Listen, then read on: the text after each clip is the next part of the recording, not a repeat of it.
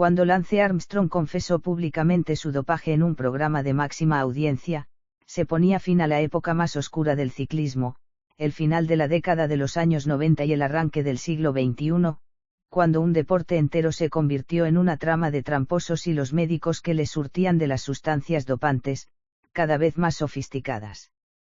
Una época que tuvo a Armstrong como símbolo y a Gerona como capital, con médicos y ciclistas españoles muy comprometidos. En El rastro de la mentira, la implacable crónica de esos años, Guillermo Ortiz desvela los orígenes, el funcionamiento y la dimensión del fraude en que vivió el ciclismo durante más de 15 años. Guillermo Ortiz. El rastro de la mentira. De Armstrong a contador. EPUB R12. Verdugol 11 de junio de 2013. Título original, El rastro de la mentira. De Armstrong a contador. Guillermo Ortiz, 2013. Editor digital, Verdugol. EPUB base R10. 15 años de miedo y propaganda. Lance Armstrong se detuvo un momento en la sede de la Fundación Livestrong, la misma que dejó de presidir para no causar más daños aún a su labor contra el cáncer mientras se defendía de las acusaciones de dopaje, y les confesó la verdad a sus trabajadores entre lágrimas. No fue exactamente una confesión, sino que más bien pidió perdón a todo el mundo y la cosa quedó clara. Después prosiguió su camino hasta el lugar donde tenía pactada la entrevista con Oprah Winfrey y se reunió de nuevo con sus abogados para saber qué podía decir sin ser acusado después de perjurio y qué podía insinuar para no seguir pasando por un mentiroso y recuperar algo del amor de la gente. Armstrong y su desesperada lucha por ganarse el amor de los demás, su concepción del mundo como un conmigo o contra mí, que se llevó a tanta gente por delante. Una obsesión que algún día tenía que acabar. Ni siquiera un mes antes, la periodista Sally Jenkins publicaba en el Washington Post un artículo titulado, ¿Por qué no estoy enfadada con Lance Armstrong?, en el que reconocía que las pruebas de la agencia antidopaje estadounidense, USADA, eran demasiado contundentes para defender la inocencia del ciclista tejano. Pese a todo, Jenkins se negaba a condenar a su amigo por diversas razones, las habituales en los corrillos de cierta prensa desde que la organización decidiera sancionar a Armstrong de por vida y pedir la anulación de todos sus resultados, esto es, que su labor en la lucha contra el cáncer había sido inmensa, que al fin y al cabo todo el mundo se dopaba, y que Lance era un luchador al que quizá no le quedó más remedio que jugar con los límites del reglamento, en aras del espectáculo. Jenkins no es una periodista cualquiera, sino una más de los muchos que se han lucrado a lo largo de su carrera con la lucha y el espectáculo de Lance Armstrong. Juntos escribieron Mi vuelta a la vida, la famosa biografía que narra sus orígenes en Austin y en el ciclismo, su recuperación de un cáncer de testículo con múltiples metástasis y su regreso a las carreteras para ser campeón del Tour de Francia en 1999. El libro sirvió de inspiración para millones de enfermos de cáncer en todo el mundo y no solo para enfermos de cáncer, sino para cualquiera que se negara a dejarse derrotar por una enfermedad, la que fuera. Ese mérito no se le puede quitar a Armstrong, desde luego, pero para eso no hacía falta ganar 7 Tours de Francia, participar activamente en redes de dopaje y amenazar o coartar a buena parte de sus compañeros y rivales, que por fin encontraron en la USADA a un aliado y no a un enemigo más. Y es que conviene recordar que la famosa resolución de la USADA no es un montón de cotilleos, como algunos ciclistas en activo y determinados expertos quisieron hacer creer hasta que el propio Lance se rindió. El pliego de la USADA incluye una decisión razonada, de 202 folios y otros 1000 con declaraciones bajo juramento y riesgo de perjurio, transcripciones de llamadas telefónicas, recibos de transferencias a médicos, mensajes de texto, correos electrónicos privados, así como los sumarios casi completos de la Operación Puerto, el caso Friburgo de dopaje sistemático del Telecom de Ries y Ulrich, o las investigaciones del CONI y los Carabinieri en la llamada Operación Padua. Si consiguieron convencer incluso a Jenkins, el trabajo debió de ser muy bueno, desde luego, además de muy certero, porque Jenkins sigue viendo a Armstrong como un héroe, y así lo explica en su artículo. No importa que mintiera en el libro cuando aseguró no haberse dopado, no importa que hiciera trampas durante los 10 años siguientes y no importa que sus fans alrededor del mundo se den cuenta ahora de que han estado animando a un falso ídolo. Lance lo hizo porque no quedaba más remedio. Esa es la teoría de Jenkins y la de muchos otros. Pasemos página, le tocó la época que le tocó. No opina lo mismo David Walsh, periodista deportivo del Sunday Times y gran azote de Armstrong durante todos estos años. Walsh ya dudó de Armstrong cuando le vio subirse Striere en 1999 en un sprint de 10 kilómetros cuesta arriba, llevándose un Tour con la media de velocidad más alta de la historia, mayor aún que la de 1998, el Tour de la vergüenza, el del caso Festina y los médicos de equipo tirando todo tipo de sustancias en los lavabos de los hoteles. Walsh dudó en 1999, volvió a dudar en 2001, cuando sacó a relucir la relación entre Armstrong y el Dr. Ferrari, y lo hizo de nuevo en 2003 con la publicación de L. Alteza Confidentiel, el libro que contaba con los testimonios de personas cercanas al US Postal durante los primeros años del equipo y que aseguraban que Armstrong venía dopándose desde unos cuantos años atrás. El problema es que Walsh no consiguió entonces lo que sí ha hecho ahora la USADA, probar esas acusaciones. En cambio, él y su periódico tuvieron que pagar una enorme multa por difamación a Armstrong y sus abogados. Al leer el artículo de Jenkins, Walsh reaccionó de inmediato con furia. No merecían una sola palabra los que durante años han sido insultados, despreciados, acosados o despedidos por Armstrong, ni una sola palabra para todos los ciclistas que han intentado correr, limpios, y han visto truncadas sus carreras, ni una palabra para Christophe Bassons, el corredor de la Franaise des Jeux, que en el Tour de 1999 se atrevió a publicar sus dudas acerca de la renovación del deporte tras el caso Festina y fue inmediatamente llamado al orden por Armstrong, sufriendo un acoso diario en el pelotón que obligó a Bassons a abandonar el Tour y a dejar poco después el ciclismo. Walsh estaba indignado y, sobre todo, lo estaba por la coartada moral, la peligrosa coartada moral del cáncer. Recordaba en su respuesta a Jenkins cómo, cuando se le preguntó si se negaba a reconocer el dopaje por miedo a perder sus patrocinadores, Armstrong contestó sin inmutarse, sí, los perdería todos, pero eso no es lo importante. No es una cuestión de dinero. Se trata de la fe que la gente ha depositado en mí durante años. Todo eso quedaría borrado. No necesito un contrato que diga que me van a echar si me dopo, me basta con saber que perdería el apoyo de cientos de millones de personas. Walsh terminaba el artículo apelando directamente a Jenkins. Sally utilizó a la comunidad de enfermos de cáncer como un escudo, los alineó dentro de sus cientos de millones y se protegió detrás de ellos. Hace que el perjurio parezca un delito trivial. Con todo, el perjurio no es un delito trivial en Estados Unidos. El perjurio llevó a Marion Jones a la cárcel durante meses después de ganar 5 medallas en Sydney 2000 y negarse a reconocer en la investigación del Casurayón de Ovalco que se había dopado. Es bueno, en cualquier caso, repasar los 2 puntos por los que la verdad sobre el caso Armstrong ha tardado tanto en salir y, aun después de la entrevista concedida a Oprah, no sabemos dónde acaba. Por un lado, la popularidad de Armstrong le brindaba una protección que él reforzaba con un fuerte carácter, amenazas verbales constantes, un gran equipo de abogados y relaciones personales que incluían a los presidentes Bill Clinton y George W. Bush. No es fácil atacar a alguien tan poderoso y que, además, es tan admirado por su indudable lucha contra el cáncer. Nadie quiere atacar al ídolo de masas y convertirse en un troll más, destrozado en la siguiente rueda de prensa en Austin. Por otro, la excusa fácil, la del, todo el mundo se dopaba, que obvia a todos aquellos que no lo hicieron y aún así compitieron, condenados a puestos más modestos, sueldos más bajos, menos entrevistas, menos millones de seguidores o incluso el paro por no mantener las velocidades descomunales de ese pelotón nutrido de EPO. En su maravilloso libro Eichmann en Jerusalén, la filósofa alemana Hannah Arendt, para referirse al sentimiento de culpa colectiva que inundó Alemania tras la Segunda Guerra Mundial, escribió, cuando todo el mundo es culpable, los verdaderos culpables pasan desapercibidos. Algo así pasó a finales de los años 90 y la década posterior, los que tenían el dinero, los buenos médicos, la estructura de equipo necesaria para acceder a las mejores drogas, los mejores bancos de sangre, los contactos clave, etc., obligaban a todos los demás a seguir sus reglas para ganar.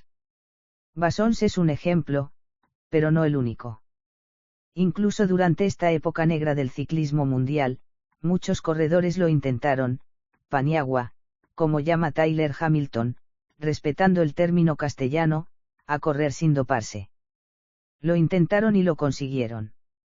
Lo intentaron y no lo consiguieron, pero demostraron que había otro camino. Armstrong y el US Postal pudieron haber seguido ese camino, ser un ejemplo de la lucha contra el cáncer y subir Sestriere o Mont Ventoux con el grupeto de los sprinters, a media hora del líder. Él quiso ganar. A cualquier precio. Y esa codicia fue la que perdió a toda una generación de deportistas. Una codicia que, según la USADA, no comenzó en 1999 sino mucho antes. 2. Michele Ferrari. Una de las pocas victorias que le quedarán a Armstrong después de la sentencia de la USADA y su corroboración por parte de la UCI y la Agencia Mundial Antidopaje, será el Campeonato Mundial de Ruta de 1993 en Oslo. No fue una victoria cualquiera, apenas tenía 22 años y, aún así, consiguió imponerse al grupo de favoritos, encabezado por Miguel Indurain. Lance era la estrella del Motorola, la referencia del ciclismo estadounidense tras la desaparición del 7-Eleven y el declive de Greg LeMond y Andrew Amsden. Su trayectoria prometía ser meteórica, pero los éxitos no continuaron a la velocidad que él esperaba. Según el atestado de George Hincapie, compañero durante más de una década y su escudero más fiel en la carretera y fuera de ella, Armstrong dijo basta en la Lieja-Bastogne-Lieja de 1995, cuando se dio cuenta de que todo el mundo iba a otra velocidad. Parecemos idiotas, estamos haciendo el ridículo, dijo, indignado y herido en su orgullo, y decidió buscar ayuda por otro lado. El año 1995 fue precisamente el del último Tour de Francia ganado por Indurain y aquel en el que se dice que Bjarne Riis rozó el 60% de valor de hematocrito, señal de una preocupante barra libre en materia de EPO. Riis sería el ganador al año siguiente y, ya retirado, reconocería en 2007 haber abusado de todo tipo de sustancias dopantes durante su estancia en el Telecom, equipo al que llegó tras triunfar en el Lewis, cuyo responsable médico era el italiano Michele Ferrari. Ferrari era una joven promesa que había empezado su carrera profesional como ayudante del doctor Francesco Conconi, una eminencia en su país. Conconi y Ferrari colaboraban con la Federación Italiana de Atletismo, y del atletismo pasaron al ciclismo sin aparente dificultad, algo parecido a lo que pasó en España con Eufemiano Fuentes. Los métodos de Ferrari quedaron bien claros cuando, en 1994, comparó la EPO con el zumo de naranja. Ninguna de las dos sustancias es mala de por sí, solo si se abusa de ellas. El informe de la USADA no entra en si el equipo Lewis Bianchi abusaba de la EPO o del zumo de naranja en 1994, pero el caso es que Berzin, Argentin y compañía se marcaron un Giro de Italia espectacular mientras Giorgio Furlan arrasaba en carreras cortas. Entre los clientes particulares de Ferrari, siempre según testimonios del informe de la USADA, estaba Tony Rominger, otra de las estrellas de la época y a quien David Millar señala en su libro Pedaleando en la Oscuridad como el primero que le habló claro sobre la necesidad de doparse para competir. Es imposible ganar una carrera de 3 semanas sin EPO, le dijo Rominger a Millar cuando ambos compartían habitación en el Cofidis a finales de los años 90. Ferrari pasó de colaborar con el Lewis a hacerlo con el carrera de Marco Pantani, según afirmaría el ciclista Filippo Simeoni a los Carabinieri. Su lista de clientes en el pelotón era para entonces ya numerosa e incluía a medio US Postal, como sabemos por la declaración de los distintos testigos de la USADA y los recibos adjuntos con pagos a cuentas suizas por parte del propio Armstrong, Rubiera, Hamilton, Landis, etc. Cuando empezó la colaboración Armstrong-Ferrari? Es difícil saberlo, porque la investigación de la USADA parte de 1998. Hincapie la retrasa hasta el citado 1995, año en el que Armstrong, después de la decepción de Lieja, gana una etapa en el Tour y la Clásica de San Sebastián. A finales de 1996, el tejano descubre que tiene cáncer y en 1997, durante su tratamiento en un hospital de Indiana, reconoce a los médicos, según testimonio de Betsy Andrew, mujer de su compañero de equipo Frankie, que estaba con él en la habitación, haber tomado EPO, testosterona y cortisona, entre otras sustancias dopantes, a lo largo de su corta carrera. Lo cierto es que, cuando Armstrong vuelve al ciclismo en 1998, ficha por el US Postal porque nadie en Europa confía en su recuperación y Cofidis ha cancelado su contrato en un feo gesto, lo que se encuentra no le parece suficiente. Según varios de sus compañeros de equipo, Armstrong considera al doctor Pedro Celaya, español, por supuesto, y al director deportivo Johnny Welch, antiguo corredor de la ONCE, demasiado tímidos a la hora de afrontar el tema del dopaje, y recomienda a los dueños del equipo cambios contundentes que no tardan en llegar. En enero de 1999, recién retirado también como corredor de la ONCE, llega Johan Bruyneel y, junto con él, el doctor Luis del Moral, quien, según Hamilton, no se andaba con chiquitas a la hora de pinchar todas las agujas que hicieran falta. Sabemos, sin embargo, por los pagos que demuestra la usada y los testimonios de Hamilton, Hincapie o Van de Velde, que Ferrari era la mano y era lo que mecía las decisiones farmacológicas del equipo. Desde el principio se establecieron dos categorías en el postal, un, equipo A, que recibiría la EPO para el Tour de 1999, con el surrealista método de contratar a un motorista que siguiera la caravana etapa a etapa con la EPO en una nevera, para esquivar así los controles de la UCI, junto con un, equipo B, que se tendría que conformar con un tratamiento más modesto de parches y bolitas misteriosas. Entre los chicos A, estaban, por supuesto, Armstrong y sus escuderos Hamilton y Kevin Livingstone, los escaladores del equipo. La exitosa experiencia estuvo a punto de venirse abajo cuando la UCI informó al US Postal de que Armstrong había dado positivo por cortisona en el mismísimo prólogo. Según el testimonio de Emma O'Reilly, masajista personal de Armstrong, y de varios corredores del equipo aquel año, la reacción fue de pánico. Vaya lío, afirmaba del Moral en perfecto español mientras buscaba maneras de solucionar la papeleta. Tras horas de reunión con los comisarios de la UCI y el Tour, deseosos de que 1999 no fuera una reedición del escándalo constante de 1998, del Moral firmó una receta de cortisona para una supuesta rozadura con los pedales, la fechó días antes del prólogo y la pasó a la inspección médica de la UCI, que la consideró válida y anuló el positivo por prescripción facultativa. Antes del Tour, los corredores y sus médicos pueden presentar una lista de productos que han de tomar por necesidad terapéutica, y queda en manos de la comisión determinar si se establece una excepción o no. Generalmente, es así. Otra cosa es que te suceda durante la carrera, como le pasó a Jonathan Vaughters cuando le picó una avispa en un ojo 2 etapas antes de llegar a París y se tuvo que retirar, sabedor de que una inyección de cortisona conllevaría un positivo en el análisis. Hay consenso entre los testigos en que la cortisona nunca estuvo en la lista de medicamentos que el US Postal entregó en el dossier médico de Armstrong antes del Tour.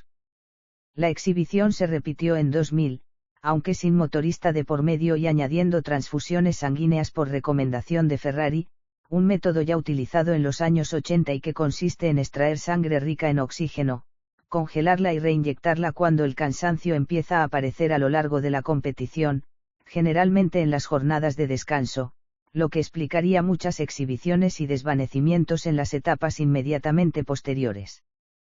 Por entonces, no había manera de averiguar quién corría con una autotransfusión, pero los métodos de detección de EPO sí que iban avanzando cada vez a mayor velocidad, irónicamente dirigidos por el Dr. Conconi, que aprovechaba los experimentos, según la justicia italiana, para dopar a sus clientes. Tras el segundo triunfo de Armstrong en París, llegó uno de los momentos cumbre en la relación entre el US Postal y Ferrari. Según aseguran varios de los entonces miembros del equipo, el doctor apareció por la concentración de Austin en el invierno de 2000-2001 y fue presentado a todos por el propio Bruyneel, quien, sin pudor alguno, detalló las tarifas y los tratamientos que ofrecía Ferrari y recomendó a todos los corredores seguir sus órdenes, que serían después ejecutadas por Del Moral y Pepe Martí, el cuidador del equipo. La detención de Ferrari meses después y su procesamiento penal en Italia hicieron que la relación con Armstrong viera la luz pública. Lance, como siempre, empezó negándolo. En una entrevista con el mencionado David Walsh, cuando el periodista le preguntó si trabajaba con Ferrari, Armstrong se limitó a contestar: si he podido alguna vez consultarle algo. Puede ser, la carrera secreta como una relación enfermiza y de total dependencia con el médico italiano. Poco después, ante la evidencia, Armstrong confesó ser cliente habitual de Ferrari pero negó haber recibido sustancia dopante alguna, y en cualquier caso anunció el cese inmediato de su relación profesional. Sin embargo, la USADA ha demostrado mediante recibos bancarios que los pagos directos a Ferrari continuaron hasta 2006, con el corredor ya retirado, y se mantuvieron a través de su hijo hasta al menos 2010, cuando Armstrong ya corría en el RadioShack, aún con Bruineel como director deportivo. Como en Italia estaba más que vigilado, Ferrari prefería visitar a sus clientes durante estancias especiales en diversas localidades como Saint-Moritz, el Teide o Puigcerdá, cerca de Girona, donde, sorprendentemente, medio pelotón internacional fijó su residencia entre 1997 y 2002. 3 Girona. Lance Armstrong, George Hincapie, Christian Van de Velde, Jonathan Wouters, David Zabriskie, Tyler Hamilton, Floyd Landis, Tom Danielson o Levi Peimer, por citar solo a algunos de los corredores del US Postal que aparecen en el informe de la USADA, fijaron su residencia en Girona en algún momento entre 1997 y 2005. Las razones pueden ser varias: Girona está cerca de Francia, pero no tiene gendarmes husmeando donde no deben ni periodistas de Le Monde o L'Équipe hurgando en la basura en busca de jeringuillas. Asimismo, dispone de un aeropuerto internacional, el tiempo es agradable y los Pirineos quedan cerca para entrenar. Cada uno puede quedarse con la explicación que quiera, pero el caso es que todo empezó cuando en 1997 Johnny Welt decidió alquilar una serie de habitaciones a ciclistas extranjeros. Las habitaciones se llenaron y, poco a poco, se crearon pequeños grupos de entrenamiento que juntaban a corredores de todo el mundo con los corredores locales, algo que supuso una innegable fuente de ingresos para la ciudad, especialmente en los meses de invierno, ideales para las concentraciones ciclistas y pésimos para el turismo.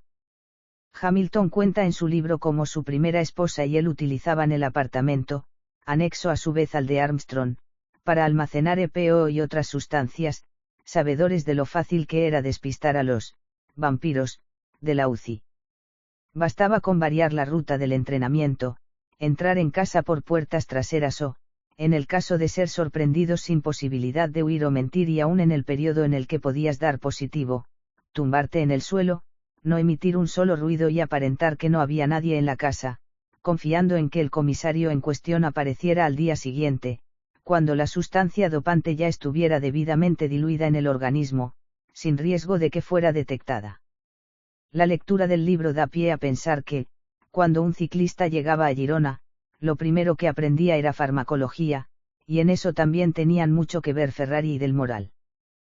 Hamilton y compañía aprendieron a pincharse ellos mismos la EPO, procurando que la inyección fuera directamente en la vena y nunca subcutánea para acelerar así la asimilación, a aplicarse los parches de testosterona y a calcular el tiempo necesario desde que tomaban la sustancia hasta que se volvía indetectable. Como dice el propio corredor en su libro, las 3 claves eran: 1. Siempre llevar un reloj, 2. Tener a mano un móvil y 3. Saber siempre cuánto tiempo tarda tu organismo en eliminar una sustancia. Un error, un solo despiste, podía acabar con tu carrera. Lance Armstrong cambió la glamurosa Niza por la austera Girona en 2000, buscando tranquilidad por parte de la prensa y las autoridades. La encontró. La ley antidopaje española era muy permisiva con los atletas residentes en nuestro país al establecer un periodo de descanso nocturno, entre las 11 de la noche y las 6 de la mañana, que prácticamente coincidía con el tiempo que tardan las minidosis de EPO en desaparecer del rastro de la orina y la sangre. Todos sabíamos que los españoles eran mucho menos estrictos en lo referente al doping. Tardamos 5 minutos en tomar la decisión, escribe Hamilton al explicar cómo convenció a Armstrong para mudarse de la Costa Azul a la Costa Brava.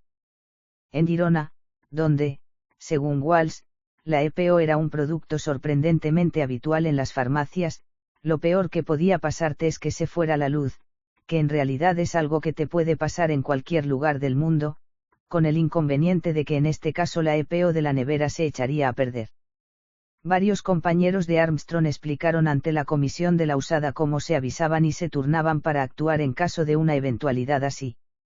En 2003, cuando Lance guardaba sus propias bolsas de sangre, llegó a pedirle a Floyd Landis que se mudara unos días a su apartamento mientras él competía, para asegurarse de que no pasara nada en caso de que se produjera el temido apagón. Otra ventaja del enclave era su proximidad a Valencia, donde ejercía del Moral, algo que a la hora de efectuar las transfusiones sanguíneas suponía una comodidad y evitaba tener que fletar aviones privados, como Hamilton asegura que el equipo hizo en 2000 para transportarles a él, a Armstrong y a Kevin Livingstone a la clínica donde Pepe Martí les extraía la sangre ante la mirada complaciente de Johan Bruyneel. En lo que respecta a la USADA, el problema residía en que sus controles por sorpresa no podían abarcar a la vez a todos los corredores. De nuevo, Hamilton nos cuenta en su libro cómo, una vez que aparecía un comisario y encontraba a uno de los ciclistas estadounidenses, este o su mujer avisaban enseguida a todos los demás para que se ausentaran el tiempo conveniente. Perderse en Girona parecía fácil. De hecho, Christian Van de Velde estaba tan preocupado por la cantidad de EPO que Martí le estaba inyectando para elevarle el hematocrito que avisó a Bruyneel de que al primer análisis serio podría dar positivo. Bruyneel le tranquilizó, al parecer, con las siguientes palabras: deja Girona como tu lugar de residencia pero trasládate una temporada al Hotel Quintanals Golf de Puigcerdá. Puigcerdá aparece varias veces en el informe de la USADA como lugar de reunión con Ferrari de por medio, así como Tenerife, Valencia, Sierra Nevada. Entrenar y vivir en España no es ningún delito ni indicativo de delito, pero que el país se convierta en el lugar donde los dopados y dopantes se sienten más seguros sí que debería preocuparnos. En 2009 ya le afearon ese detalle a Madrid en su candidatura para los Juegos Olímpicos. Está por ver si se han hecho los cambios necesarios. De entrada, por lo menos, la nueva ley antidopaje ha eliminado lo del descanso nocturno, y ahora cumple por completo con los preceptos de la AMA. Los vínculos entre la trama de dopaje masivo más importante de la historia del deporte, según la USADA, y nuestro país son algo más que alarmantes, y no se acaban en las ciudades de entrenamiento y residencia o en la nacionalidad de la mayoría de los médicos deportivos. Tarde o temprano habrá que hablar de los corredores. Porque también hubo corredores españoles aquellos años en el Postal y el Discovery Channel. Algunos de los mejores, por desgracia. 4 Los españoles del Postal Discovery, de Eras a Contador. En el invierno de 2000, y tras ayudar a Lance Armstrong a ganar su segundo Tour de Francia, Kevin Livingstone dejó el US Postal para aceptar una oferta multimillonaria del Telecom, el equipo de Jan Ullrich. Según palabras posteriores de Rudy Pevenage, su director, el fichaje tenía como objetivo encontrar una ayuda para su líder en la montaña e intentar averiguar qué demonios estaban tomando los del Postal para ir al ritmo al que iban. En general, 2000 había sido una exhibición norteamericana, con Hamilton y Armstrong haciendo doblete en la Dauphiné Libéré y el sprinter Frankie Andreu tirando del pelotón en etapas de alta montaña del Tour. Cuando su esposa, Betsy, le vio en la televisión, llevando un ritmo que jamás en su vida había alcanzado, ya pasados los 30 años de edad, le obligó a jurarle que no estaba tomando ninguna sustancia ilegal. Frankie no pudo hacerlo, puesto que iba hasta las cejas de testosterona y minidosis de EPO, ya habituales para todos los corredores del Postal y no solo para el equipo A, de los primeros años. Aquel sería el último año de Andreu junto a Armstrong. En su lugar llegaron al US Postal una serie de corredores provenientes de equipos españoles. Tenía sentido, un director belga pero con mujer española y residente en nuestro país, un médico español, un preparador físico español, medio equipo viviendo en Girona. Solo faltaba que se unieran los corredores patrios para hacer del US Postal un equipo tan estadounidense como hispano. Los corredores elegidos fueron Roberto Heras, José Luis Rubiera y el colombiano Víctor Hugo Peña. Según el testimonio de Hamilton, su integración en el equipo fue inmediata pese a una cierta timidez inicial. Una integración completa, además, en todos los sentidos. Hamilton afirma haberse inyectado EPO junto con Heras y bromear con él acerca de las transfusiones de sangre. En el informe de la USADA se habla del corredor de Béjar como Rider 7, es decir, corredor 7, porque los ciclistas que no han querido colaborar con la investigación, y estaban en su derecho, no aparecen con su nombre y apellidos en el informe, sino que reciben un código. En ocasiones, el código es difícil de identificar, pero ganadores de la Vuelta a España que después dieran positivo por EPO no había muchos en el US postal de ese año. Heras era una estrella internacional después de su triunfo en la Vuelta a España y su Gran Tour de 2000. Procedía del Kelme de Álvaro Pino y Eufemiano Fuentes, donde había triunfado como escalador.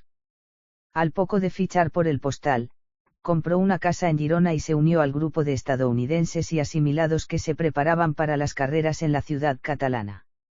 El periplo de Heras en el equipo fue moderadamente exitoso, encabezaba el trenecito de los postal a toda velocidad cuando llegaba el Alpe d'Huez de turno y se aseguraba ser jefe de filas en la Vuelta a España, que volvió a ganar en 2003 por escasos segundos de ventaja sobre el sorprendente corredor de la ONCE Isidro Nozal, quien tiempo después sería apartado de la competición por registrar un valor de hematocrito superior al legal del 50%. Rubiera no era una estrella sino un gregario de lujo. Lo había sido de Fernando Escartín, de Óscar Sevilla, del propio Roberto Heras y ahora pasaría a serlo de Armstrong. Chechu, un hombre muy querido entre la afición asturiana y española, desempeñó a la perfección su papel de escudero durante 8 largas temporadas. Acompañó a Lance en sus triunfos de 2001, 2002, 2003, 2004 y 2005 y aún aguantó un par de años más en el Discovery Channel antes de acabar en el Astana de Brunel y el propio Armstrong en 2008 y 2009. Por último, el colombiano Víctor Hugo Peña valía para un roto y para un descosido, buen rodador, aceptable escalador y contrarrelojista. Era el único de esta hornada que no venía del Kelme sino del Vitalicio Seguros. Su gran premio en el postal fue vestir el maillot amarillo del Tour durante unos días en 2003, después de la contrarreloj por equipos. La experiencia salió tan bien que Brunel no se quedó ahí y contrató posteriormente a Manolo Beltrán, otro escalador con conciencia de gregario, y a Benjamín Noval, asturiano como Rubiera, que llegó ya en 2004 e hizo la transición de ayudante de Armstrong en su último Tour a mano derecha de contador en el Discovery de 2007 y, posteriormente, en el Astana y el Saxo Bank. Como era habitual en el US postal, donde los gregarios iban mejor que muchos jefes de fila de otros equipos, todos obtuvieron buenos resultados, con clasificaciones entre los 10 o 15 primeros de la general pese a enlazar etapas y etapas tirando durante kilómetros. Su ausencia en las declaraciones del informe de la USADA se vuelve escandalosa por momentos. No hay ni una sola referencia a estos corredores pese a que en el informe se deja claro que la reunión con Ferrari en Austin coincidió con su llegada al equipo y que tanto Landis como Hamilton aseguran que era imposible correr en el US postal sin doparse. El hecho de que no aparezcan apenas en la decisión razonada de la agencia antidopaje estadounidense ha servido a su vez para correr un tupido velo en la prensa deportiva española, como si ellos nunca hubieran corrido en ese equipo.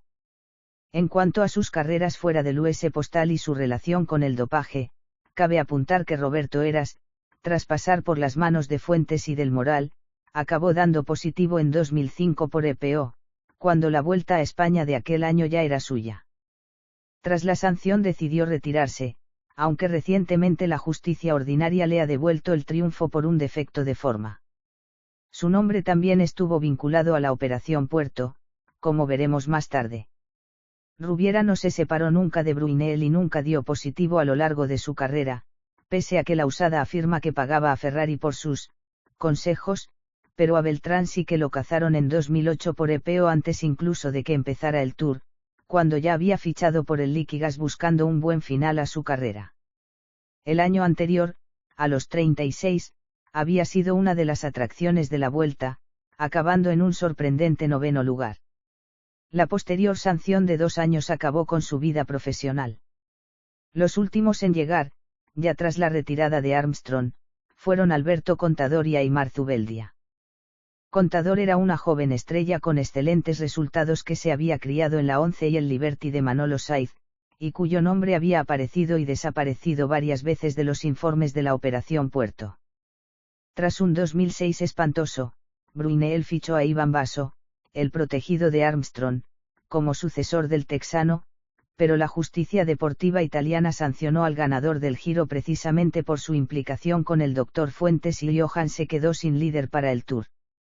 Incapie y Laipeimer, que volvía a casa tras unos años en el Rabobank, parecían las referencias de ese equipo en 2007, pero Contador sorprendió a todos con un excelente Tour de Francia, imponiéndose en la general tras el abandono obligado de Rasmussen por problemas relacionados, como no, con la lucha antidopaje.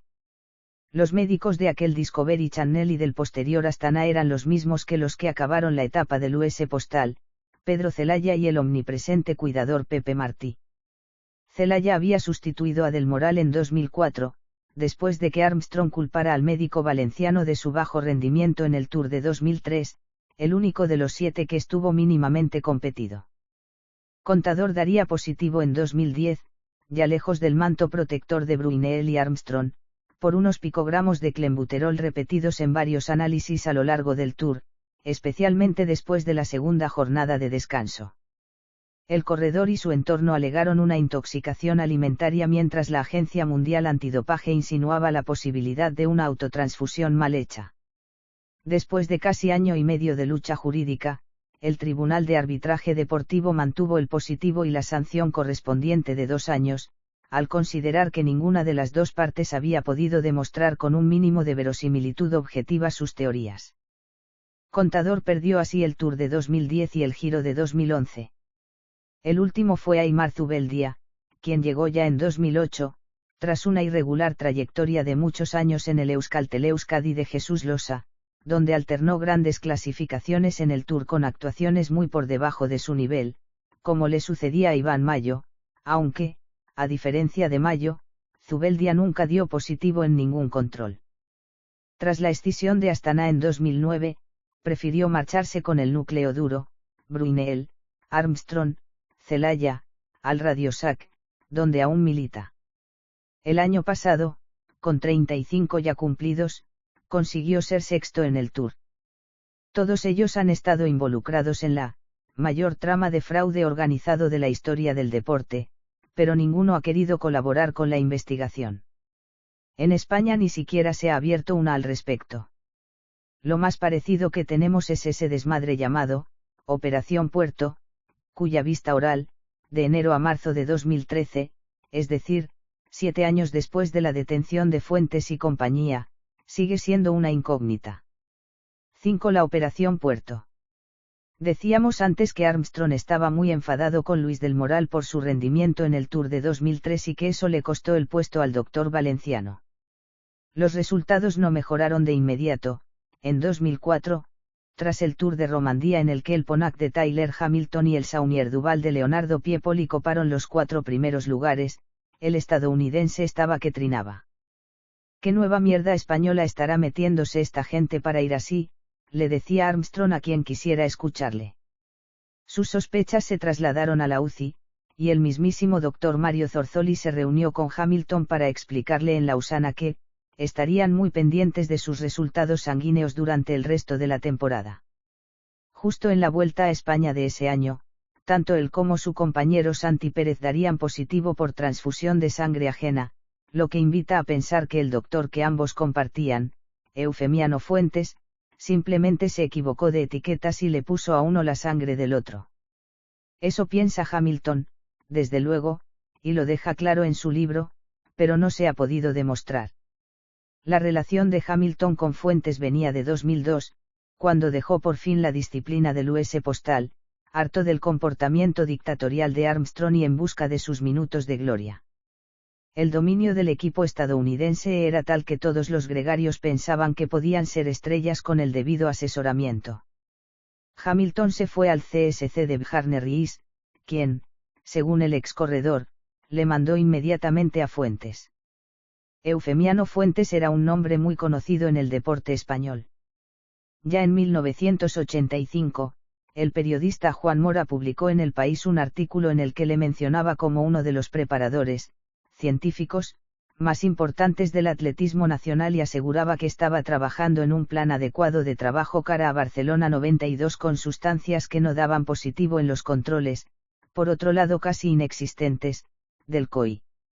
El propio Fuentes hizo sus pinitos como atleta, al igual que su mujer, que llegó a ser profesional.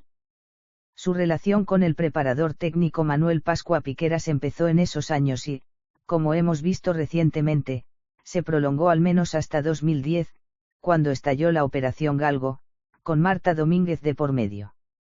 En los años 80, Fuentes asesoró a equipos ciclistas como el Seat Orbea de Pello Ruiz Cabestany y Perico Delgado, coincidiendo con el triunfo de este último en la Vuelta a España de 1985, o el Caja Rural de Marino Lejarreta durante el Tour de 1987. En 1988, tras el positivo de la que después sería su mujer, Cristina Pérez, ambos anunciaron su retirada del deporte en un alarde de dignidad. El positivo sería anulado por un defecto de forma en el análisis y Fuentes, por supuesto, siguió a lo suyo sin hacer demasiado ruido. Eufemiano fue una pieza clave del éxito de varios equipos españoles a lo largo de los 90, empezando por el 11 de Manolo Saiz que tan buenos resultados consiguiera aquellos años, disputándoles a Indurain y Subanesto la supremacía mundial. Después, colaboró con el citado vitalicio de Jesús Mínguez y acabó en el Kelme de Álvaro Pino. Uno de los momentos más surrealistas de su carrera se produjo en 2001, cuando Fuentes era el médico oficial del Kelme, cuyo jefe de filas, Óscar Sevilla, lideraba la carrera a falta de la contrarreloj final. Justo antes de esa contrarreloj se filtró una conversación de Eufe con Ángel Casero, corredor del Festina, en la que le decía: ya tengo eso que necesitas para la contrarreloj. Casero era el gran rival de Sevilla, y de hecho acabó siendo el ganador de la prueba. Inmediatamente se especuló con un presunto dopaje. Ambos lo negaron. La explicación del doctor fue de lo más surrealista: le estaba hablando de unas bielas especiales para la bicicleta de contrarreloj que le había recomendado su médico, Luigi Cecchini. Dos médicos recomendando bielas como si fueran mecánicos. La cosa terminó en nada. Todos estos antecedentes, más las estremecedoras declaraciones de Jesús Manzano al diario AS, en las que acusaba a Fuentes y a los interpuestos doctores Córdoba y Virú de casi matarlo, pusieron a la Guardia Civil sobre la pista del doctor Canario, pero la investigación dio un paso adelante tras el citado positivo de Roberto Heras en la Vuelta de 2005. Heras había dejado el US Postal para recuperar su condición de jefe de filas y había elegido como equipo al Liberty Seguros, heredero del 11. Según testificó Manolo Saiz ante la Guardia Civil, y así lo ratifican tanto el sumario de la Operación Puerto como el propio informe de la USADA, habría sido el propio Heras quien le pidió a Saiz retomar la relación con Fuentes después de varios desencuentros entre el director deportivo y el médico. El caso es que, incluso después del positivo de Heras en 2005, la relación entre ambos seguía abierta en la primavera de 2006, aunque era una relación que, según las conversaciones telefónicas grabadas por la Guardia Civil, hay que calificar de tensa. Poco antes del Tour de Francia de aquel año y en plena celebración del Giro, en el que Fuentes llevaba a Basso, Gutiérrez, Botero y Ulrich, entre otros, Saiz acordó una cita con él en Madrid, en un hotel cercano a la comisaría de Pío XII, y con el ayudante de Fuentes, José Luis Merino, hematólogo jefe del Hospital de la Princesa, como testigo. A Saiz no se le ocurrió otra cosa que asistir a la cita llevando un maletín con 60.000 euros y francos suizos, parte del dinero que aún le adeudaba a Fuentes por la planificación de 2005. La Guardia Civil los detuvo en el acto y los acusó de un delito contra la salud pública. Posteriormente se añadirían las detenciones de José Ignacio Labarta, director deportivo adjunto del Comunidad Valenciana Kelme, y de Alberto León, exciclista profesional y correo de Fuentes, quien se suicidaría después de que su nombre volviera a aparecer en la Operación Galgo de 2010. Fueron días de caos documental y periodístico, los nombres entraban y salían de los archivos. Al principio se habló de centenares de bolsas de sangre almacenadas pertenecientes a multitud de deportistas prestigiosos, tenistas, futbolistas, corredores. Finalmente, por arte de magia, la cosa quedó solo en ciclistas y muchas de las bolsas desaparecieron. Los nombres de Luis León Sánchez y Alberto Contador figuraban en los primeros atestados como clientes de Fuentes, pero después desaparecieron, quedando solo el rastro de las iniciales, Alteza Calle, que la Guardia Civil no supo si atribuir al de Pinto o a Antonio Colom, corredor de Illes Balears. Básicamente, los clientes de Fuentes se dividían en, los verdes, es decir, los del Comunidad Valenciana Kelme de Vicente Belda, los azules, esto es, los del Liberty, y, los míos, aquellos corredores enviados por los Bjarneries de turno que se buscaban la vida, descontentos con los planes de dopaje sistemático de sus equipos. Los nombres en clave no estaban precisamente trabajados, y, así, la Guardia Civil identificó en su atestado como participantes en la trama a corredores como Botero, Sevilla, Eras, los hermanos Osa, Tyler Hamilton, Santi Pérez, José Enrique Gutiérrez, Marco Serrano, Francisco Mancebo, el difunto Marco Pantani, José Babeloki, Ángel Casero, Jan Ulrich. Fuentes no se escondió. Nunca ha sido su estilo. En una entrevista concedida inmediatamente a Le Monde, el canario manifestó su enfado al ver que solo había ciclistas involucrados cuando él, según sus propias palabras, llevaba a muchos más deportistas. De hecho, se sorprendió de que algunos ciclistas aparecieran cuando en realidad él no los conocía. En concreto, citó a Alberto Contador. En esa entrevista, Fuentes repasa sus años de vinculación con el fútbol, cuando la Unión Deportiva Las Palmas estaba en Primera División, y las supuestas 2 ofertas que habría recibido del F. Calle Barcelona. La primera, en 1996, no la acepté. De la segunda no quiero hablar. En numerosas ocasiones se ha negado a explicar su vinculación con el fútbol alegando que había recibido amenazas serias de muerte. El Barcelona, por supuesto, ha negado cualquier relación con Fuentes o del Moral. La Operación Puerto era la gran ocasión del deporte español de acabar con el dopaje en el ciclismo y en otras disciplinas, pero los resultados fueron muy decepcionantes, mientras otras federaciones como la francesa, la italiana o la alemana perseguían e investigaban a los corredores implicados. En España la ley antidoping no establecía que el dopaje fuera delito, así que el juez Antonio Serrano se limitó a instruir un caso contra la salud pública, negó pruebas clave a la justicia deportiva por considerar que eran privadas, y sobreseyó el caso hasta en 2 ocasiones distintas. Basso fue sancionado, Ulrich fue sancionado, Yaxche fue sancionado, pero los ciclistas españoles no recibieron sanción deportiva alguna. Para remediarlo, los equipos acordaron no fichar a nadie involucrado en la Operación Puerto, lo que acabó de facto con las carreras de Ulrich, Beloki, Eras y obligó al destierro colombiano, mexicano o portugués a Óscar Sevilla, Botero, Mancebo y muchos otros. El caso más rocambolesco de todos es el de Alejandro Valverde.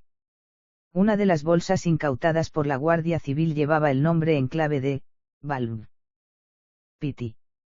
Teniendo en cuenta que había un corredor en el Kelme llamado Valverde cuya mascota se llamaba Piti, no parece necesaria una intuición de CSI para pensar que la bolsa de sangre pertenecía al ciclista murciano. Sin embargo, la Guardia Civil no dio la bolsa por identificada, y así siguió la cosa hasta que desde Italia el CONI pidió una muestra para comparar el ADN. El juez Serrano se negó cuantas veces pudo, hasta que en unas vacaciones su sustituta, probablemente no avisada de la cuestión, aceptó la comparación de las muestras. Obviamente, el ADN era el mismo. El presidente del Comité Olímpico Italiano estaba indignado. Es bastante triste que hayamos tenido que intervenir nosotros, pero si no llega a ser así, no habría pasado nada. Nosotros combatimos el dopaje. Lo que quiere decir que vamos en busca de casos y, por desgracia, a veces los encontramos. Otros no lo hacen. Era, la Operación Puerto, la acción antidopaje más grande realizada, pero las bolsas con la sangre han desaparecido. Algunas pruebas no han sido nunca analizadas. Los investigadores han sido trasladados y los fiscales han dejado de trabajar cuando estaban en el mejor momento. El CONI sancionó con 2 años a Valverde, una sanción que solo podía hacerse efectiva en Italia, y apeló a la AMA para que la sanción se ampliara a los demás países. Valverde a su vez apeló al TAS, pero era un caso perdido. Aun después de comprobar la relación con fuentes y la identidad del ADN, Valverde sigue sin admitir el dopaje. Es más, tanto su equipo, el Movistar, como la Real Federación Española de Ciclismo condenaron la decisión del TAS como injusta y escandalosa. Afortunadamente, no todo el mundo adoptó esta postura. J.R.G. Yaxche, que corrió en el Liberty aquellos años, afirmó con rotundidad que en ese equipo había una profunda maquinaria de dopaje sistemático mientras explicaba lo sencillo que era conseguir un certificado médico, por ejemplo como asmático, para poder tomar el medicamento correspondiente, generalmente un enmascarante tipo Ventolin. Algo semejante explica en el informe de la USADA Christian Van de Velde, que corrió para Saiz en 2004. En 2008, la justicia suiza involucró a Frank Schleck en el caso tras revelar el ingreso por parte del corredor de 6.991 euros en la cuenta de fuentes en el HSBC. No se conocen más casos de momento. Eso sí, Fuentes no era el único mago de la medicina deportiva española. 6 los otros druidas españoles. De los 6 sancionados de por vida por la USADA, Armstrong, Ferrari, Brunel, Del Moral, Celaya y Martí, 3 son españoles, un porcentaje impresionante. Ya se ha visto en las declaraciones de Hamilton y en los pronunciamientos del COI la percepción que hay del dopaje en España fuera de nuestras fronteras. Ahora bien, el documento de la USADA nos permite por fin entrar en detalles, aunque dé la sensación de que no son sino la punta del iceberg. Aparte de Eufemiano Fuentes y Michele Ferrari, la cantera de médicos deportivos españoles o que han pasado consulta en España es amplia. Tras abandonar el US Postal, Luis del Moral tuvo que buscarse la vida por su cuenta y lo hizo con cierto éxito. Entre los clientes que mantuvo estaban Floyd Landis y Levi Leipheimer, cuando estos corrían para Ponac y Rabobank, respectivamente. Landis asegura que, cuando salió del Discovery Channel en 2005, estaba perdido. Ponac venía del escándalo Hamilton Pérez y no estaba dispuesto a arriesgarse a encargar un programa de dopaje sistemático de equipo, así que a Floyd solo se le ocurrió contactar con Del Moral en Valencia para seguir con lo que ya hacían en el Postal, EPO, transfusiones de sangre, hormona del crecimiento, testosterona, etc. En una entrevista al portal NY Velocity, Landis asegura lo siguiente en lo referente al transporte y almacenaje de sustancias dopantes: realmente no era necesario ningún equipamiento médico. Lo único que era difícil de conseguir eran las propias bolsas para la sangre, y esas las podía conseguir de mis compañeros de equipo españoles, de Del Moral o de quien fuera.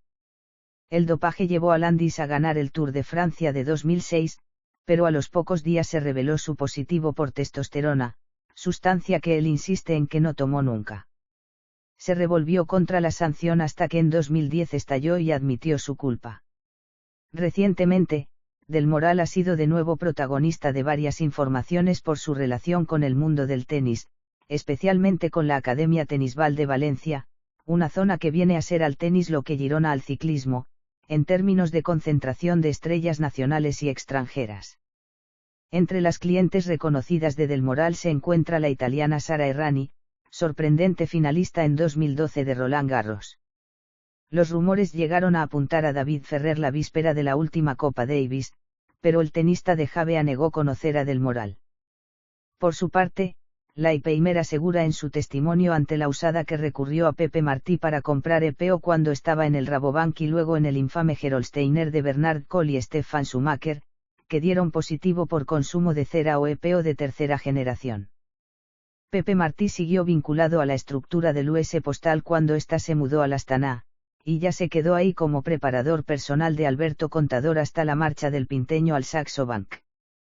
Otro médico español involucrado en casos de dopaje es Jesús Losa, médico del Euskaltel, y que en el libro de David Millar aparece como su suministrador de EPO cuando decidió dar el paso al lado salvaje. Losa fue investigado por la Guardia Civil en la Operación Chinatobna a raíz del positivo de la ciclista Maribel Moreno previo a los Juegos Olímpicos de Pekín 2008, y en sus llamadas y SMS aparecen corredores de la talla de Francisco Mancebo, Luis León Sánchez, Dani Moreno o Alexander Kolovnev. Todos negaron su relación y, como sucedió con la Operación Puerto, el juez archivó el caso. Por último, Walter Viruno es español sino peruano, aunque también eligió Valencia para establecer su consulta de medicina deportiva. Amigo de los hermanos Fuentes, Eufemiano y Yolanda, consiguió un puesto como asesor médico en el Kelme en 2003, aunque la experiencia fue desastrosa. Según Jesús Manzano, Virú fue el responsable junto con Alfredo Córdoba de un dopaje sistemático en el equipo que casi acaba con su vida 2 veces, una en el Tour de Francia, por tomar una sustancia nueva que le dejó inconsciente al borde de la carretera, y pocos días después, en Valencia, tras recibir una transfusión sanguínea en mal estado. Algo parecido refiere Tyler Hamilton en su libro después de un viaje a Madrid para hacerse una transfusión con Eufemiano, lo que puede invitar a pensar que la red Fuentes Virú no era tan profesional como la de Ferrari del Moral Celaya, aunque todo eso lo tendrán que determinar los tribunales en las próximas fechas. Virú salió indemne de la Operación Puerto de manera casi milagrosa y le tocó un dineral en la lotería en otro golpe de suerte, pero acabó cayendo en la Operación Grial, 2009, que se llevó por delante la carrera del corredor de marcha Paquillo Fernández, quien al menos sí colaboró con la justicia deportiva y reconoció su participación en la trama, recibiendo así una rebaja en su sanción. Desgraciadamente, si no hubiera chivatos que rompieran la OMERT de la que hablan Hamilton y la propia USADA, sería imposible averiguar la verdad de los hechos. 7. Las estrellas chivatas. A la fuerza ahorcan.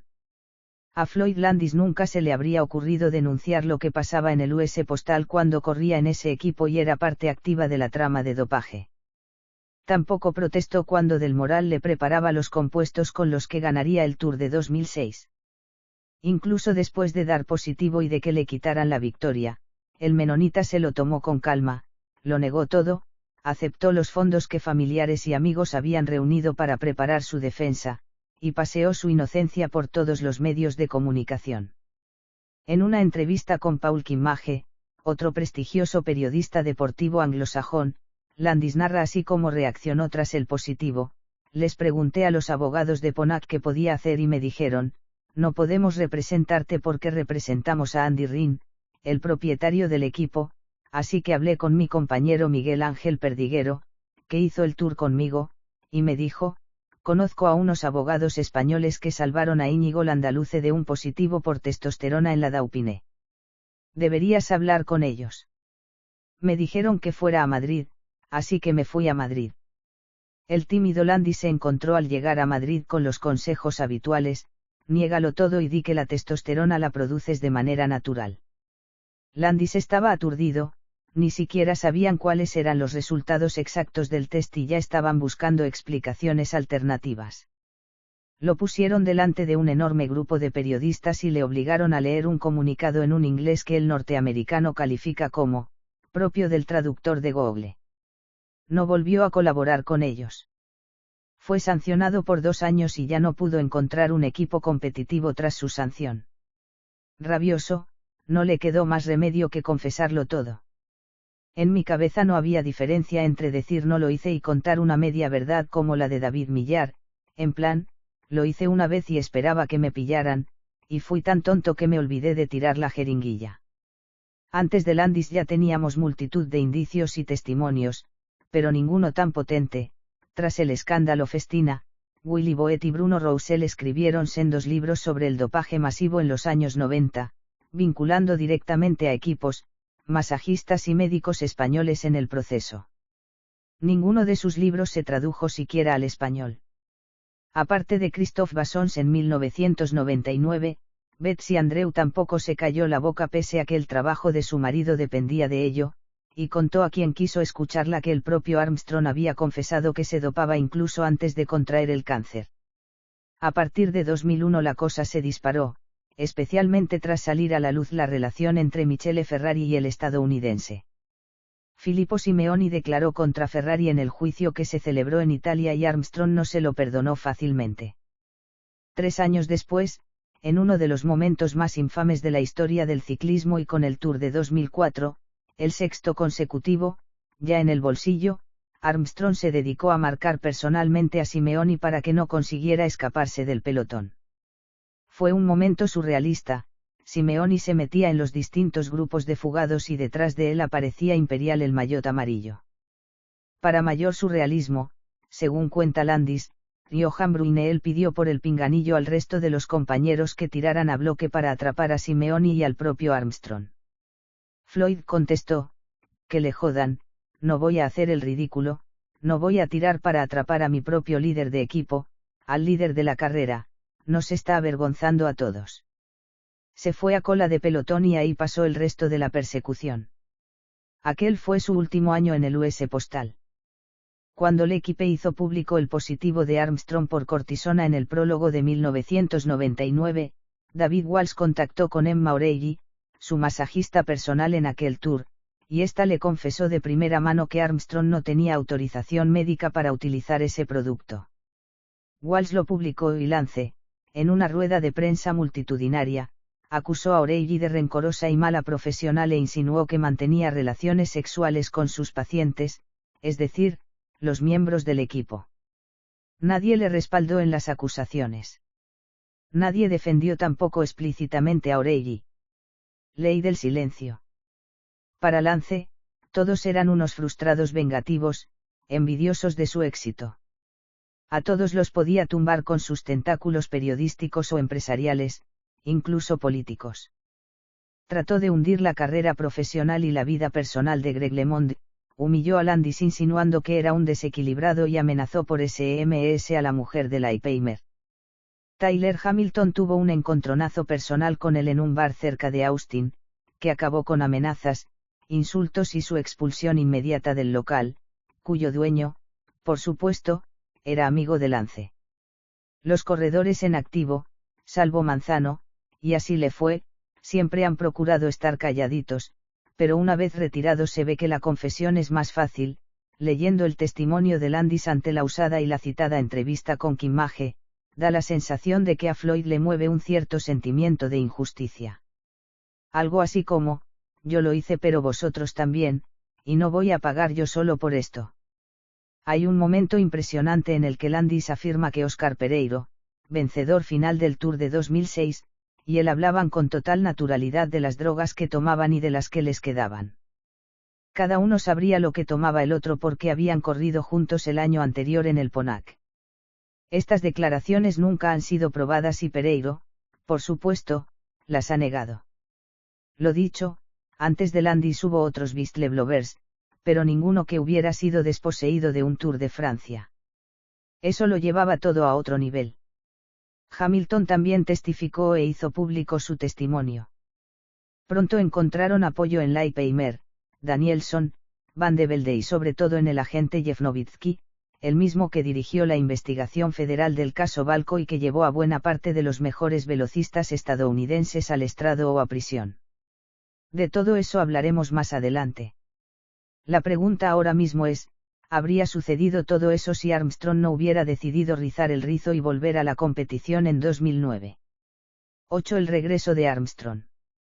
A mediados de 2008, 3 años después de su retirada, Lance Armstrong decidió volver al ciclismo profesional con su eterna justificación, el apoyo a su fundación contra el cáncer.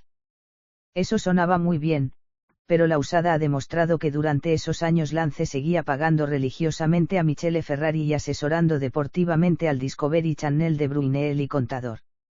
De hecho, en uno de los correos electrónicos que los Carabinieri interceptaron en 2009 entre Armstrong y el hijo de Ferrari, que, por seguridad, hacía de intermediario entre ambos por esa época, Michele felicita a Lance por sus analíticas y sus ejercicios de potencia.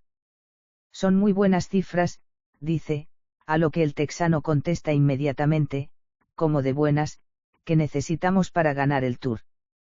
Armstrong estaba convencido de que a los 38 años de edad podía ganar el Tour de Francia, y no es casualidad que eligiera el equipo dominador de la época y el que mantenía la estructura del US Postal en términos de asesoría médica, el Astana de Bruyneel, Celaya y José Martí. Fue un año de peleas constantes. El equipo consistía en una mezcla de corredores Postal Discovery y otros provenientes de Liberty Astana Burt, formado tras la operación Puerto por Manolo Saiz y Alexander Vinokurov. Según el atestado de Levi Leipheimer, pocas semanas antes del inicio del Tour, Bruyneel le invitó a ocuparse de llegar a la competición, en las mejores condiciones posibles. Como Leipheimer ya sabía lo que quería decir eso, le preguntó abiertamente si iba a haber dopaje de equipo en el Tour. No, contestó Bruyneel. Muy bien, replicó Leipheimer, entonces yo no me la voy a jugar por mi cuenta. Leipheimer asegura que, tras varios tiras y aflojas, consiguió la confirmación de su director deportivo de que sí, el equipo haría todo lo posible por ayudarle. No especifica qué hicieron los demás. En cualquier caso, Leipheimer no era el cabeza de lista del Astana en el Tour. Ni mucho menos. Por delante de él estaban Andreas Klden, hombre forjado en el telecom de la clínica de Friburgo que dirigía Rudy Pevenage, conocido como Rudicio, en los papeles de la Operación Puerto, y sobre todo Lance Armstrong y Alberto Contador. El problema para Armstrong era la superioridad física de Contador, así que las etapas se sucedieron en un trenecito del Astana, a lo US Postal, con críticas constantes a los ataques del de Pinto. Hubo un momento en el que pareció que 3 Astana coparían el podio, algo nunca visto en la historia del Tour, pero al final Andy Schleck se les coló. Sobre el trato al Astana en materia antidopaje, el texto de la USADA refleja las dudas expresadas por Jean-Pierre Saint-Verdy y la AFLD, la agencia antidopaje francesa, que insisten en la permisividad de la UCI con el equipo kazajo y apuntan a irregularidades en los controles, especialmente uno con Lance Armstrong como protagonista. Tanto la UCI como el Astana negaron las acusaciones, resaltando los numerosos controles que habrían pasado tanto durante el Tour como durante la temporada entera. El Tour 2009 acabó con Contador como vencedor en París y Lance Armstrong, con un gesto serio, en tercer lugar. Acabar tercero del Tour a su edad y tras 3 años en blanco era una barbaridad, a la altura de las demás barbaridades de su carrera, pero no era suficiente para él. En 2010 Armstrong encontró un nuevo patrocinador, RadioShack, y se llevó a todos sus fieles, es decir, Bruyneel y Celaya, más unos cuantos corredores de primer nivel como los propios Klden y Leipheimer, clásicos como Popovic, Paulino Horner y los siempre necesarios españoles Rubiera y Zubeldia. Contador se quedó en el Astana bajo la protección de Vinokurov, con Benjamín Noval, su fiel aliado, Mas de la Fuente, Dani Navarro, Nocentini y otros corredores de menor nivel dispuestos a apoyarle siempre. También se quedó con José Martí como preparador personal. Para ambas estrellas fue un año desastroso. Contador, sin el paraguas del Grupo Postal, dio positivo en el Tour de Francia por clenbuterol y toda su lucha jurídica, parecida a la de Landis en muchos aspectos, quedó en nada. Consiguió un aplazamiento y el apoyo del ARFEC y del presidente Zapatero pero no el del TAS, que lo sancionó por 2 años, desposeyéndolo de la victoria en dicho Tour y en el Giro del año posterior. Armstrong, por su parte, enlazó caída tras caída, lesión tras lesión y sintió de cerca, por fin, la presión de una investigación seria, la del fiscal federal Jeff Nowitzki, responsable de la Agencia de Alimentos y Medicamentos estadounidense, que quería averiguar si el dinero público del US Postal se había gastado en patrocinar a un equipo de tramposos. 9. El proceso hacia la sentencia de la USADA. La investigación de Nowitzki empezó de manera casi casual, fruto del positivo de un corredor menor, Kyle Leogrande, en 2008. Cuando Leogrande fue sancionado y abandonó su residencia, el casero se encontró en la nevera una serie de productos, entre ellos EPO, y llamó a la USADA para ver qué hacía con ellos, a dónde los mandaba. La USADA no tenía autorización para entrar en el domicilio, así que avisó a la Agencia de Alimentos y Medicamentos para que se ocupara del caso. Nowitzki en primera persona, según cuenta David Walsh en su libro Lancet, asumió la investigación, que le llevó de Leogrande a su equipo, el Rock Racing, y de ahí a los demás equipos estadounidenses, incluido, claro está, el US Postal de 1997 a 2004, fechas del patrocinio de la empresa estatal de correos. No era la primera vez que a Armstrong se le perseguía judicialmente. En 2005, tras ganar su séptimo Tour y anunciar su primera retirada, la empresa aseguradora ASCA Promotions Incorporated se negó a pagarle el bonus pactado por sus distintas victorias, que ascendía a más de $5 millones. SCA consideraba que había pruebas suficientes de que el texano había hecho trampas, los testimonios que por entonces se tenían de Emma O'Reilly y Betsy Andrew, así como el análisis de varias muestras realizado casualmente por un laboratorio francés en 1999, en el que se demostraba que Armstrong había consumido EPO de manera regular durante aquel primer Tour. Pese a estar en un tribunal de Dallas, advertido de que cualquier testimonio falso se podía considerar perjurio, Armstrong volvió a negar las acusaciones, aseguró no haber trabajado con Ferrari desde su condena en 2004, pese a todas las evidencias, y soltó las famosas frases sobre lo poco que le importaba el dinero comparado con el amor de sus millones de fans y luchadores contra el cáncer. Fuera como fuese, el juez se pronunció en favor de Armstrong por cuestiones meramente nominales. La aseguradora le había prometido ese dinero si salía ganador de los 7 Tours, y el hecho era que los había ganado. ¿Cómo? En eso el juez no entraba, pero su nombre estaba en el palmarés y había que pagar.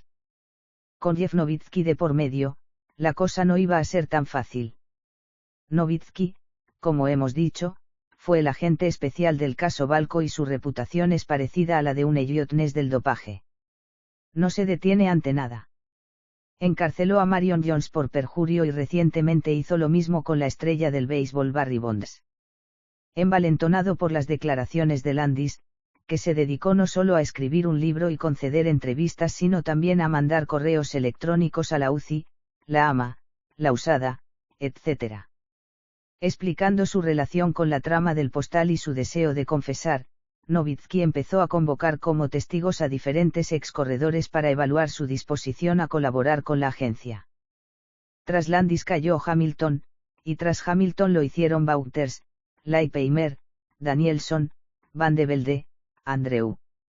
El caso empezaba a crecer y a crecer mientras el equipo de Armstrong mantenía su campaña de calumnia contra todos los testigos y la propia agencia, a la que acusaba de malgastar el dinero del contribuyente en una conspiración personal. Cuando Armstrong parecía estar contra las cuerdas, en febrero de 2012, el juez del caso decidió archivarlo sin explicación alguna. La sorpresa fue mayúscula. Para más escarnio, la fecha elegida coincidió con la celebración de la Super Bowl, el evento deportivo más importante del año en Estados Unidos, en un intento de que la noticia pasara desapercibida. El cierre del caso parecía dar la razón a Armstrong y compañía, pero Travis Tigart, el presidente de la USADA, no se iba a rendir tan fácilmente y retomó el caso añadiendo un testigo con el que Lance no contaba, su casi hermano deportivo George Hincapie. Como sabemos, Hincapie, que justo se ha retirado esta temporada, había compartido equipo con Armstrong desde mediados de los años 90. Lo sabía todo de él, y el propio Lance le había dedicado palabras hermosas de fidelidad y honestidad en sus distintos libros. ¿Cómo iba a decir ahora que Hincapie era un rencoroso, un envidioso, un miserable? El testimonio de Hincapie, que se puede leer íntegro en la resolución de la USADA, era el último clavo en el ataúd deportivo de Lance Armstrong. ¿Por qué lo hizo? Desde luego, su oportunismo fue total. Hincapie quería batir el récord de participaciones en el Tour de Francia y lo hizo en el verano de 2012 al correr su 17ª Grande Boucle. Entonces decidió retirarse y, sabedor de que el ventilador ya no le afectaría, no tuvo problemas en colaborar con la investigación de la USADA, algo que probablemente llevara deseando desde su marcha en 2007 del Discovery Channel, pero que su amistad personal con Lance y sus aspiraciones deportivas impedían. En su testimonio, de hecho, Hincapie afirma que no se volvió a dopar a partir de 2007, cuando fichó por el Igroad y luego por el BMC de Cadel Evans, y que sigue considerando a Armstrong un amigo y el mejor ciclista que ha conocido jamás. A partir de ahí era cuestión de juntar piezas, conseguir documentos, llamadas, mensajes, correos electrónicos, etc. Que demostraran que lo que los testigos iban declarando, sus testimonios por sí solos no bastarían, tendrían que estar apoyados en pruebas, era cierto. La USADA utilizó los datos del caso Friburgo, de la Operación Puerto, del caso Cofidis, de las investigaciones del CONI Ferrari, de la Operación Padua. Los 1200 folios de la resolución, anexos incluidos, son un monumento de datos y pruebas que desmantelan lo que han sido unos años terribles en el ciclismo mundial y que no afectan solo a Armstrong y al US Postal, sino a todo lo que se les acercaba. La pregunta siempre es, ¿por qué nunca dio positivo? Ya lo hemos explicado, o lo han explicado los distintos excorredores, porque los métodos de detección llegan tarde, los mejores médicos y los más caros los tienen los equipos, las sustancias tardan un tiempo determinado en ser detectables en un control, los propios controles eran fáciles de evitar. Rasmussen, en 2007, se presentó en la salida del Tour habiendo esquivado 4, ni más ni menos, y el US Postal contaba con una información privilegiada que rozaba lo escandaloso. Todo ello según Tigard, quien en enero de 2013 afirmó en 60 Minutes Sport que no solo Armstrong había dado positivo por EPO en la Vuelta a Suiza de 2001, como Landis y Hamilton habían asegurado varias veces, sino que Martial Sauji, el jefe del laboratorio de Lausana dependiente de la UCI, habría filtrado poco después a Brunel y a Armstrong los parámetros del test de detección de esa sustancia. A eso hay que sumarle el positivo por cortisona del prólogo del Tour de 1999, debidamente enmascarado por Del Moral, y las pruebas de ese mismo Tour, revisadas 6 años después, que revelan el uso constante de EPO. Aún hoy en día es muy complicado detectar las minidosis de EPO, casi imposible si son bien aplicadas, afirma en el documento de la USADA el señor Bardi, de la agencia antidopaje francesa. Es decir, Armstrong sí dio positivo. El 14 de junio de 2012, la USADA hacía pública su determinación de inhabilitar de por vida a Lance Armstrong, Johan Brunel, Michele Ferrari, Luis del Moral, Pepe Martí y Pedro Celaya. Armstrong anunció inmediatamente su intención de no recurrir la sanción. Estoy harto de luchar, dijo el hombre que no se rendía nunca. En ello pudo influir el hecho de que, si testificaba, sería prácticamente imposible no cometer perjurio y acabar no solo desposeído de sus tours sino también en la cárcel, junto con Jones y Barry. La UCI recogió la noticia con cierto escepticismo pero no así la AMA, que acto seguido concedió jurisprudencia a la USADA para ejecutar la decisión tomada. Ante el temor de que Armstrong y los suyos hicieran caer en el olvido la investigación y las apelaciones constantes de ciclistas y periodistas a la falta de pruebas, en octubre de 2012 la propia USADA decidió hacer públicos en su página web la decisión razonada y todos los anexos y declaraciones que prueban dicha decisión. Ante tal avalancha de información, a la UCI no le quedó más remedio que admitir las pruebas, dar por buena la sanción, anular todos los resultados de Armstrong desde 1998 y conminar a la organización del Tour a que dejara vacante en el palmarés la plaza del ganador durante todos esos años. Quitarle un Tour a Armstrong para dárselo a Ulrich, Beloki, Basso o Zulle, todos involucrados en tramas de dopaje, habría sido absurdo. 10. Los tiempos están cambiando. Las apelaciones a un cambio, en la cultura del ciclismo vienen de muy lejos sin que hasta el momento hayan surtido mucho efecto, pues sabemos que los Ferrari, Fuentes, Celaya, Del Moral y compañía siguen trabajando con mayor o menor secretismo y el número de casos de dopaje aumenta o disminuye según los tests van detectando nuevas sustancias, de la testosterona a la EPO, de la EPO a la autotransfusión, de la autotransfusión a la cera, y así sucesivamente. El llamado ciclismo limpio está ahora mismo encabezado por el Garmin de Jonathan Vaughters y el SKY de Bradley Wiggins. Desde hace años, el Garmin ha mostrado una política de tolerancia cero con el dopaje, sin que eso le haya impedido conseguir excelentes resultados derrotando a otros corredores de equipos más tolerantes. En 2012, Ryder Skedal, su corredor estrella, ganó el Giro de Italia a los 31 años, después de haber pasado por el US Postal de los años de Armstrong y el Ponac de los tiempos de Landis.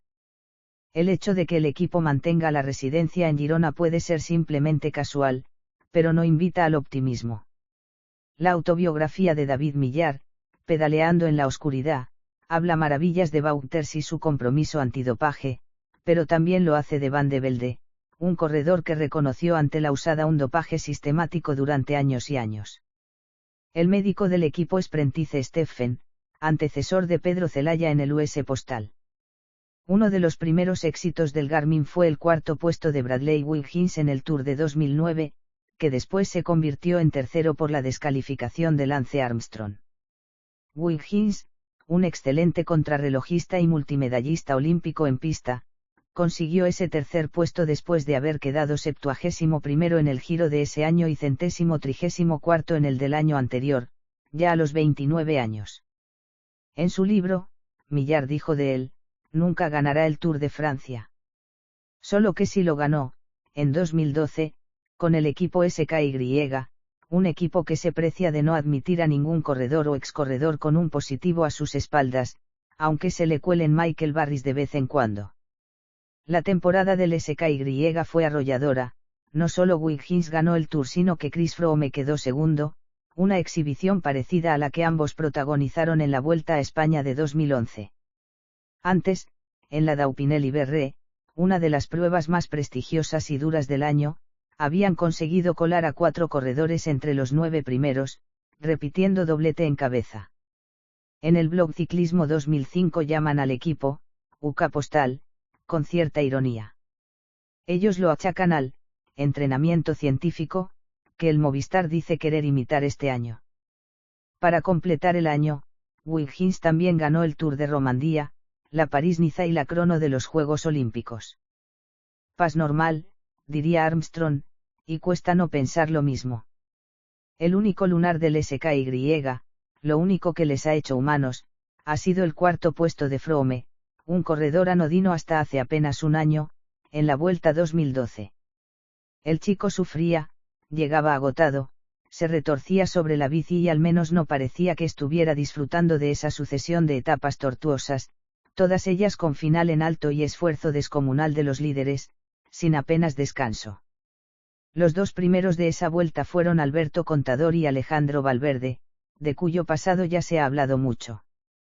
Tercero acabó Joaquim Rodríguez, otro excorredor de Manolo Saiz cuyo equipo, el Katusha, este año no ha conseguido una licencia Pro Tour por su falta de compromiso con el código antidopaje. Su director es Vyacheslav Ekimov, otro ilustre expostal. ¿Qué más nos queda? Los hermanos Stleck crecieron con Bjarne Riis y al mayor, Frank, ya le han pillado 2 veces, pagando a Fuentes en 2008 y este año con un positivo por uso incorrecto de un diurético. Tanto él como Andy han corrido este año para el Radiosat de Johan Bruyneel y compañía. Las últimas noticias del año han sido devastadoras. José Luis López Cerrón, el hombre que colaboró gustoso en la teoría del solomillo, que el TAS desmontó en su resolución sobre el caso Contador, ha sido elegido presidente del ARFEC. Su primera decisión fue nombrar a Javier Mínguez, un clásico de los años 80 y primeros 90, los más oscuros de la época del ciclismo, los del 55-60% de hematocrito, como seleccionador nacional. Peor aún fue lo de Roberto Heras, a quien el juzgado le devolvió su cuarta vuelta, la de 2005, por un defecto de forma. El juez consideró que las competencias no estaban claras, que eso había impedido a Heras defenderse y que, positivo o no, el proceso entero debía considerarse nulo. Así que Roberto Heras, que empezó su carrera con Pino y Fuentes, la siguió con Armstrong y Bruyneel, apareció en la Operación Puerto de Saiz y Eufemiano, etc., pasará finalmente a la historia. No, parece que los tiempos no están cambiando y es inevitable que las sospechas sigan. Solo sospechas, ojo. Investigar, dudar, preguntar no significa condenar. Hay muchos cabos sueltos y necesitamos atarlos, especialmente en España. Serán Edvald Boasson Hagen o Peter Sagan los ídolos del futuro. Para ello necesitamos que crezcan limpios y lejos de estructuras tipo SKY o líquidas. De momento, solo queda esperar. Sin ser un Don Cicuta, pero sin pecar de inocencia. Cuando Armstrong confiese, de verdad, al margen de espectáculos televisivos, quizá podamos sacar aún más conclusiones, pero lo dudo. Todo lo que el texano pueda decir lo han dicho ya sus compañeros por él. Solo queda que fuera de Estados Unidos e Italia alguien tenga el coraje de investigar a sus estrellas. Bibliografía. Armstrong, Lance, y Sally Jenkins, Mi vuelta a la vida, Madrid, punto de lectura, 2001. Armstrong, Lance, y Sally Jenkins, Vivir cada segundo, Barcelona, RBA, 2004. Brunel, Johan, y Bill Strickland, Bemigtas Bellwin, Houghton Mifflin. Hamilton, Tyler, The Secret Race, Nueva York, Random House, 2012. Landis, Floyd, Positively False, Simon and Schuster. Millar, David, Pedaleando en la oscuridad, Barcelona, Editorial Contra, 2012. Roussel, Bruno, Tour de Vices, París, Hachette, 2001. Boet, Willy, Breaking the Chain, Nueva York, Random House, 2001. Walsh, David, From Lance to Landis, Nueva York, Random House, 2007. Walsh, David, Lancet, The Sunday Times, 2012. Walsh, David y Picassent Ballester, L. Alteza Confidencial, La Martinire, 2004. Agradecimientos. Este libro no habría sido posible sin el trabajo previo de David Walsh, Sergio, Ciclismo 2005, y tantos otros que se preocuparon de investigar lo que olía muy mal. Los consejos de Daniel Cana, Martí Perarnau y Filippo Ricci me han sido también de gran utilidad, así como los de Tania, que siempre me ayudó a ver el lado del aficionado en este mar de dudas, médicos y positivos. Mil gracias a Miguel Aguilar y Claudio López Lamadrid por apostar por un libro así, un género que, por desgracia, en el mundo editorial español no es demasiado popular. Guillermo Ortiz, Madrid, 1977, es licenciado en Filosofía y colaborador habitual de las revistas Neo 2, Hot Down, El Imparcial, Sigue Leyendo o Zona de Obras. También formó parte del equipo fundador de la revista de pago por Internet Factual y dirige la revista digital Unfollow. Recientemente, ha publicado Ganares de Horteras, 2012, un repaso a los últimos 25 años del Estudiantes y la ACB.